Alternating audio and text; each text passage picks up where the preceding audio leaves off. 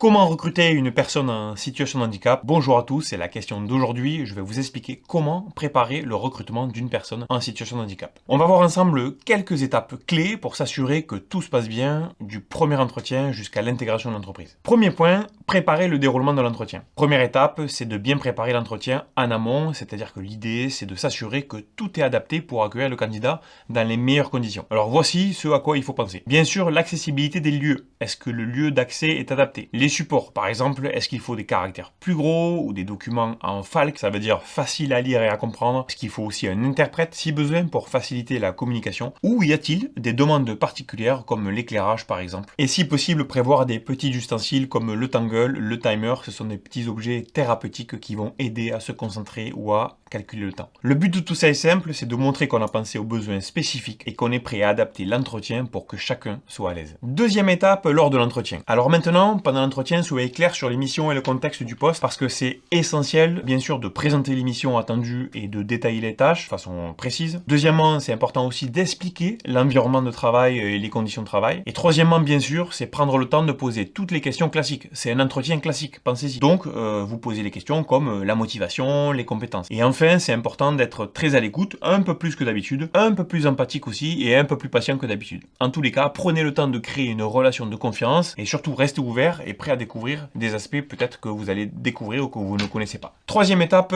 aborder le sujet du handicap. L'objectif ici, c'est surtout pas de se concentrer sur le handicap en lui-même, mais plutôt sur les adaptations éventuelles et nécessaires pour le poste. Expliquez par exemple votre politique de confidentialité, déjà pour le rassurer. Montrez que le sujet est traité avec respect. Abordez le handicap uniquement sous l'angle des besoins liés au travail. Demandez au candidat ce qui pourrait être utile en termes d'adaptation au poste ou d'environnement. Si c'est possible aussi, faites-lui visiter les locaux, les lieux, voilà, et le poste pour l'aider à se projeter. Ça permet au candidat d'être acteur de son intégration, ce qui est très important. Quatrième étape, prendre une décision objective. Comme tout recrutement, la clé du succès est là. Avant de se décider, c'est important de vérifier l'aptitude du candidat avec un professionnel de santé, par exemple, ou un accompagnateur socio-professionnel. C'est souvent le cas pour les personnes handicapées. Vous pouvez aussi organiser, je sais pas, des mises en situation, un stage ou une journée d'immersion pour voir comment la personne peut s'adapter au poste. Il y a des outils pour ça, la Cap Emploi peut vous aider là-dessus. Un second entretien avec un référent handicap ou la personne de la mission handicap est aussi une bonne idée parce que vous pouvez avoir une perspective complète. Voilà, n'hésitez pas à contacter du monde autour. On ne fait jamais trop de choses, il vaut mieux prévenir. Cinquième point, c'est faciliter l'intégration. Pour que l'intégration se passe au mieux, prévoyez un plan d'accueil.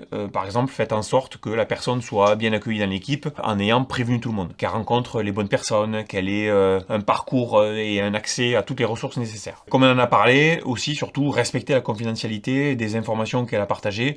Assurez-vous que le suivi soit bien fait et avec des contacts réguliers si besoin. Vous pouvez pour cela et pour vous aider, lui présenter tous les bons interlocuteurs internes et externes. Les ressources humaines, le référent handicap, le médecin du travail et toutes les personnes qui peuvent être utiles pour son parcours professionnel. En suivant ces étapes, vous allez vous assurer que le recrutement d'une personne handicapée se passe bien et surtout que cette personne se sente bien, accueillie et soutenue dans son nouveau poste. C'est ça l'objectif qu'il faut viser, comme un peu tous les recrutements. Alors, pour plus de conseils de ce type, je vous invite à vous abonner à la chaîne, à liker évidemment et à commenter, vous poser des questions si vous voulez en bas de la vidéo. Ça me permettra aussi de peut-être répondre à ces questions dans une prochaine vidéo sur des sujets de financement, d'obligation emploi de travailleurs handicapés ou côté recruteur, côté employé, avec grand plaisir. Merci beaucoup pour votre écoute et à très bientôt pour de nouvelles initiatives inclusives. À bientôt, bye bye.